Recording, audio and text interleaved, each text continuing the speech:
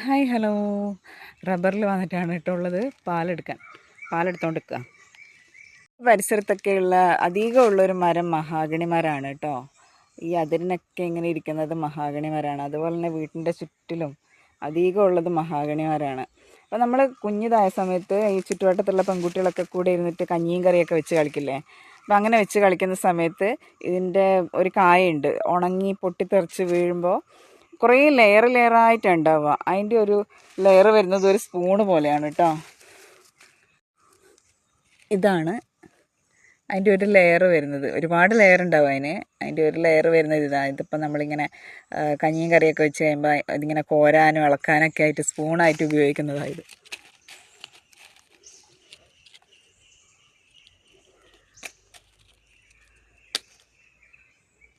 ഇവിടെയൊക്കെ നിറയെ അതിങ്ങനെ വീണ് കിടക്കുന്നുണ്ട്. ഇതാണ് കേട്ടോ അതിൻ്റെ പുറന്തോട് വരുന്നൊരു സാധനമായത്. ഇതിങ്ങനെ കുറേ എണ്ണം വന്നിട്ട് ഇങ്ങനെ മൂടിയിരിക്കും. ഇതിൻ്റെ ഉള്ളിലുള്ള ലെയറാണ് ആ സ്പൂണ് പോലത്തെ സാധനം. ഇതാണ് ഇതിൻ്റെ വിത്ത്. ഇതാണ് കേട്ടോ ഇതിൻ്റെ വിത്ത്. ഇവിടെയാണ് ഇതിൻ്റെ വിത്ത് വരുന്നത്.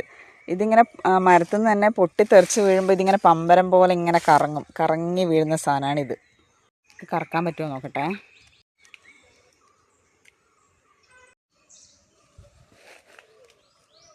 ഇങ്ങനെ കറങ്ങി വീഴും. ഇങ്ങനെ കറക്കിക്കൊണ്ടിരുന്നാൽ മതിയോ. ഇതുണ്ടോ എൻ്റെ വിത്ത്. ഇതാണ് എൻ്റെ വിത്ത്. ഷോപ്പിൽ പോകണ്ടേ. ഈ പാല് വീട്ടിൽ കൊടുത്തിട്ട് വേണം ഷോപ്പിൽ പോകാൻ. നോക്കട്ടെ ഇന്ന് അമ്മ ഷീറ്റ് ആക്കുന്ന വീഡിയോ എടുക്കാൻ പറ്റുമോ നോക്കട്ടെ. അമ്മ ചെയ്യുമ്പോൾ നോക്കാം കേട്ടോ. ആർക്കും എൻ്റെ അടുത്ത് പറഞ്ഞിട്ടുണ്ടായിരുന്നു അത് കാണിക്കാൻ. ഷീറ്റ് ആക്കുന്ന വീഡിയോ ചെയ്യാൻ. പിന്നെ ഇതിൻ്റെ തൊണ്ടൊക്കെ അമ്മമാർ എന്താ പറയുക ചിരട്ട പോലെ കട്ടിയുള്ള സാധനം. അപ്പോൾ അതിങ്ങനെ കത്തിക്കാൻ വേണ്ടിയിട്ടൊക്കെ എടുക്കും. അടുപ്പിൽ കത്തിക്കാൻ വേണ്ടിയിട്ട് ഉപയോഗിക്കും.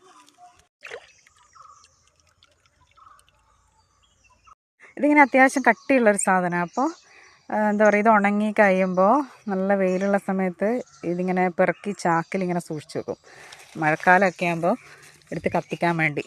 അതിൻ്റെ കൂട്ടത്തിൽ ഇതും ഇങ്ങനെ പെറുക്കി വെക്കും. വേറൊരു മരത്തിൻ്റെ കായ ഉണ്ടായിരുന്നു. എന്താണ് അതിൻ്റെ പേരെന്തായിരുന്നു എന്ന് ഓർക്കുന്നില്ല.